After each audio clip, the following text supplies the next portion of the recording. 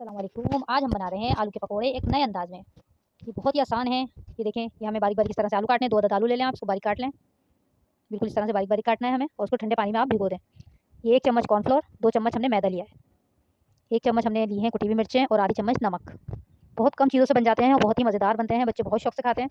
आप ये ट्राई करिएगा, बनाइएगा, बहुत ज़बरदस्त बनते हैं। इन सब चीज़ों को हमें मिक्स करना है, एक साथ सबको मिला लेना है इसमें आलूओं में।